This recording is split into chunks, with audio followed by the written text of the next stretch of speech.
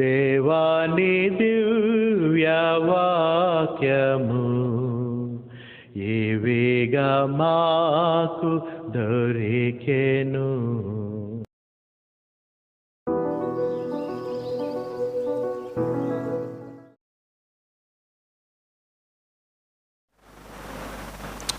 సమాజంలో చాలా వరకు క్రైస్తవ్యాన్ని చాలా రీతులుగా పాయింట్అవుట్ చేస్తూ ఉంటారు, చాలా రీతులుగా విమర్శిస్తూ ఉంటారు.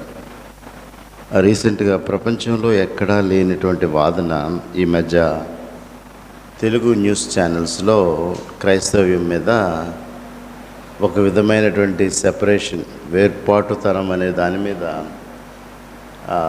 చాలా చాలా విగరస్గా, అంటే చాలా ఒత్తిడితో కూడిన విధంగా ప్రతిరోజు ఒక టీవీ యాంకర్ తన ఓన్ ఛానల్లో క్రైస్తవ్యం మీద చాలా విపరీతంగా విమర్శ చేస్తూ మాట్లాడుతూ ఉంది. అలాంటివి మనం వినాలి, అవి క్రైస్తవ్యానికి వ్యతిరేకంగా ఉన్నట్టయితే మనం కామెంట్ చేయాలి, లేకపోతే డిస్లైక్ చేయాలి. చాలా వరకు మనం ఏం చేస్తూ ఉంటామంటే అలాంటివి వింటూ ఉంటాం, వదిలివేస్తూ ఉంటాం. అది నచ్చింది లైక్ అంటే లైక్ ఏం చేయాలి, డిస్లైక్ అయితే డిస్లైక్ చేయడం మొదలు పెడితే అది యూట్యూబుల్లో అది లేకుండా పోతుంది. ఎందుకంటే అసత్యం ప్రచారం చేయడానికి క్రైస్తవం జరిగినప్పుడు అసత్యానికి మనం ప్రోత్సహించకూడదు. అదే ఈరోజు మీతో కొద్ది నిమిషాలు మాట్లాడాలని చెప్పి ఆశపడుతుంది. మంది రోషం కలిగినటువంటి దేవుణ్ణి మనం కలిగి ఉన్నాం. అదే ఇంగ్లీష్లో ఏమంటారంటే we have a jealous God. రోషం కలిగినటువంటి దేవుణ్ణి మనం కలిగి ఉన్నాం. సో మన దేవుని మీద విపరీత అర్థాలు మాట్లాడినప్పుడు దాంట్లో వాస్తవికం ఎంత, సత్యం ఎంత అన్నప్పుడు మనం వాళ్ళకి రీచ్ అవ్వడానికి ట్రై చేయాలి. రీచ్ అయ్యి సత్యాన్ని కొంత తెలియచేయడానికి, విపరీతంగా మనం వాళ్ళ మీద విపరీత ధోరణితో మాట్లాడడం కాదు, కానీ ఎంతో కొంతది అసత్యం అనేటువంటి విషయాన్ని మనం తెలియచేయాలి. అసత్యాన్ని మాట్లాడినప్పుడు ఈ మధ్య ఈమె ప్రతిరోజు కూడా క్రైస్తవ్యం మీద ఒక విపరీతమైనటువంటి వ్యతిరేక ధోరణి మాట్లాడుతుంది. ఏంటంటే చాలా వరకు క్రిస్టియన్ పాస్టర్సు, క్రిస్టియన్ చర్చెస్, క్రిస్టియన్స్ ఈ మధ్య వచ్చినటువంటి క్యాన్సర్ వ్యాక్సినేషన్లో క్రైస్తవులు ఉన్నారు, అలాగే రకరకాల వ్యాధుల్లో వ్యాక్సినేషన్స్లో క్రీస్తు నమ్మిన బిడ్డలు ఉన్నారు అనేటువంటిది ఒరిజినల్గా వాళ్ళే చెప్పుకుంటుంటే అది క్రీస్తు నెరగిన వారి హృదయాల్లో అది అవాస్తవం అనేటువంటి ఒక ప్రయత్నం జరుగుతుంది. వాళ్ళు క్రైస్తవులు కాదు, వాళ్ళు యూదులు అని. యూదుల్ని క్రైస్తవుల్ని సెపరేట్ చేయడానికి చూస్తున్నారు. మనం గ్రహించవలసింది ఏంటంటే యూదులు రెండు కాలమానాల్లో ఉన్నటువంటి యూదులు. క్రీస్తు సమాధిని జయించక మునుపు ఉన్నటువంటి యూదులు వేరు, క్రీస్తు సమాధిని జయించిన తర్వాత ఉన్నటువంటి యూదులు వేరు. ఇది మనం ముందుగా గమనించాలి. భారతదేశాన్ని బ్రిటిష్ వాళ్ళు పాలించారు, వ్యాపారం చేసుకుని వెళ్ళిపోయారు. అంటే నేను మీకు తెలియజేయడం ప్రయత్నం చేసింది ఏంటంటే బ్రిటిష్ వ్యాపార పరిపాలకులు వేరు, మిషనరీలు వేరు అనేటువంటిది కూడా మీకు నేను చెప్పడానికి ప్రయత్నం చేశాను. అది ఎప్పుడు మీరు జ్ఞాపకం చేసుకోవాలి. మిషనరీలు వేరు, వ్యాపార రీత్యా భారతదేశానికి వచ్చిన బ్రిటిష్ వాళ్ళు, డచ్ వారు వేరు. అయితే వాళ్ళు ఇక్కడికి వచ్చిన తర్వాత కొన్ని కలిసి పనిచేశారు. అది జరిగినటువంటి పని. అలాగే యూదులు వేరు, మెస్సయానిక్ యూదులు వేరు. మెస్సయానిక్ జ్యూస్ అంటే మెస్సయ్యని నమ్మినటువంటి యూదులు, మెస్సియానిక్ జ్యూస్. సో ఇప్పుడు ఇక్కడ మాట్లాడడానికి ప్రయత్నం చేస్తున్నటువంటి బోధ ఏంటంటే చూడండి ఒకసారి. వీళ్ళిద్దరూ బైబుల్ని ఆరాధిస్తారు, వీళ్ళిద్దరూ ప్రార్థనలు చేస్తారా అంటే నేను ఇంతకుముందు చెప్పినట్లుగా వీళ్ళవేమో చర్చిలు, వాళ్ళవేమో సెనగోక్స్ ఒక రకంగా ఉంటాయి, చర్చిలు ఒక రకంగా ఉంటాయి. కన్స్ట్రక్షన్ మోడల్ దగ్గర నుంచి వాళ్ళు ఆరాధించే దేవుడి దగ్గర నుంచి ఈ రెండు ప్రదేశాలలో కూడా జీసస్ క్రైస్టే ఉంటాడా సిలువతో? ఎట్టి పరిస్థితిలో ఉండడు. కేవలం చర్చిల్లో మాత్రమే ఉంటాడు, కానీ సెనగోక్స్లో జీసస్ ఉండడు. పాత నిబంధన గ్రంథము యూదులది, కొత్త నిబంధన గ్రంథము క్రిస్టియన్లది. పాత నిబంధన గ్రంథమేమో మోజెస్ని దేవుడుగా వాళ్ళు కొలుస్తారు. ఇదే యూదుల్లో పుట్టిన జీసస్ క్రైస్ట్ నేనే దేవుడి బిడ్డను అని చెప్పారు. కానీ ఎవ్వరు కూడా యూదులు నమ్మలేదు.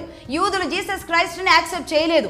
తమ దేవుడు మోజెస్ మళ్ళీ వస్తాను అన్నాడని, ఆ నేల కోసం 1000 ఏళ్ళైనా 2000 సంవత్సరాలైనా ప్రపంచంలో ఏ మూలనున్నా చివరికి తమ చావు, తమ వంశంలో ఏదో ఒక చివరనున్న ఒక్క మొలకైనా సరే మళ్ళీ ఇజ్రాయెల్కి చేరుకోవాలి అనేది వాళ్ళు ఒక లక్ష్యంగా పెట్టుకొని అక్కడి నుంచి డిస్పర్స్ అయిపోయి ఇప్పటికీ కూడా అనేక దేశాల్లో ఉన్న వాళ్ళు ఇజ్రాయెల్తో మాత్రమే కనెక్ట్ అయి ఉంటారు. వాళ్ళ భూమి మీద వాళ్ళకి అంత ప్రేమ ఉంటుంది.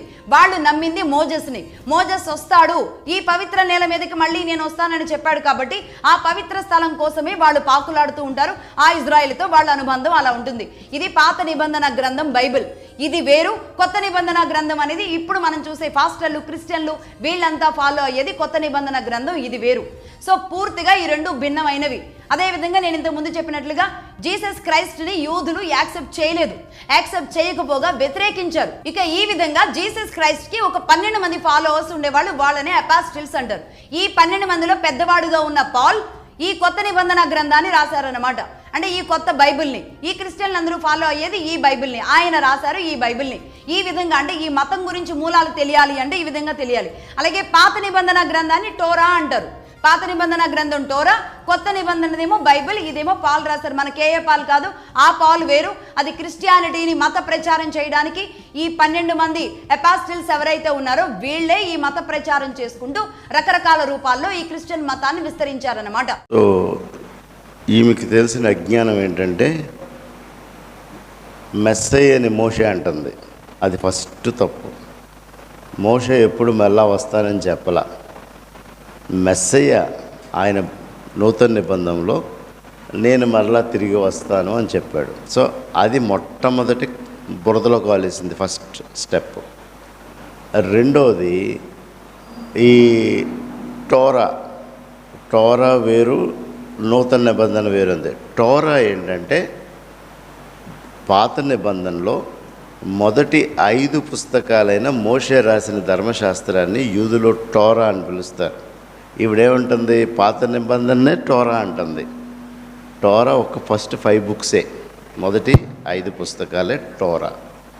పాత నిబంధన అంటే టోరా తర్వాత మరి ప్రవక్తలు, రాజులు, న్యాయాధిపతులు, అక్కడి నుంచి పెద్ద ప్రవక్తలు, చిన్న ప్రవక్తలు.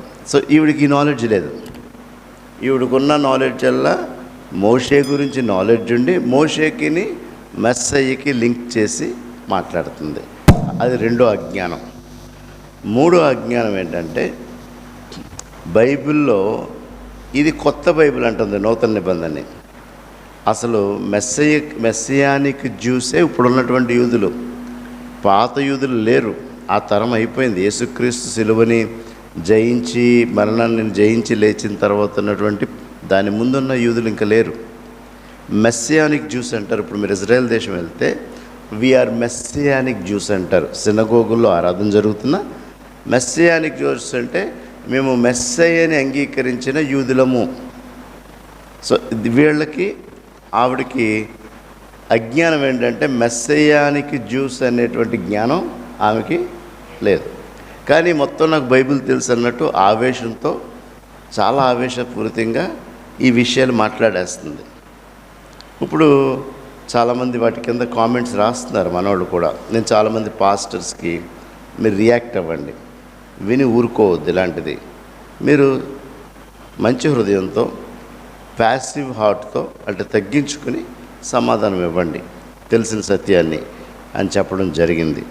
సో 2000 సంవత్సరాల క్రితం ఈ కంప్లీట్గా యూదులు ఎటు డివైడ్ అయ్యారు? సమాధిని జయించి లేచిన తర్వాతే డివైడ్ అయ్యారు. అప్పటి వరకు వాళ్ళు యేసుక్రీస్తుని ద్వేషించారు. మాకు మెస్సయ్య కావాలి అని కేకలు వేశారు. మాకు రాజు కావాలి అని కేకలు వేశారు. మమ్మల్ని ఈ భూమి మీద పాలించడానికి రోమియుల్ని పడద్రోసి యూదుల రాజు మాకు కావాలి అన్నారు యూదులు. ఎప్పుడైతే నేను ఈ లోక రాజ్యాన్ని స్థాపించడానికి రాలేదు, నేను పరలోక రాజ్యాన్ని స్థాపించడానికి వచ్చానని యేసుక్రీస్తు ఆ పరలోక రాజ్యానికి కావలసిన విషయాన్ని ఆయన ఈ లోకంలో జీవించి మరణించి సమాధి జయించి లేచి చూపించాడు. కాబట్టే ఈ ప్రపంచంలో క్రైస్తవ్యం ఇప్పుడుంది. క్రైస్తవ్యం అనే సిలువని మరణం తర్వాత సమాధిని జయించి లేచిన తర్వాతే క్రైస్తవ్యం వచ్చింది ఈ లోకానికి. అప్పుడు క్రీస్తుని వెంబడించిన వారిని క్రైస్తవులు అని పిలిచారు. అపోస్తుల కార్యాల్లో 12వ అధ్యాయంకి వచ్చేటప్పటికి క్రైస్తవులు. అంతవరకు వీరు ఎవరి కుటుంబాల వారు? 12 గోత్రాలకు చెందిన ఇశ్రాయేలీలు, యూదులు. ఇది ఈవిడికి జ్ఞానం లేదు. ఈ యేసుక్రీస్తుతో ఉన్నటువంటి 12 మనుష్యులు అన్నాడు. 12 ఇక్కడ రాలా. 12 ఎక్కడొచ్చారు? పాత నిబంధనలోనే వచ్చారు 12 గోత్రాలు అనేటువంటిది. సో ఇక్కడ ఆ 12ని యేసుక్రీస్తున్న శిష్యుల దగ్గర ఎత్తుకుంటుంది అజ్ఞానంతో. ఇవి మనం విని ఐదర్ డిస్లైక్ అన్న చేయాలి, అసత్యాన్ని ఖండించాలి,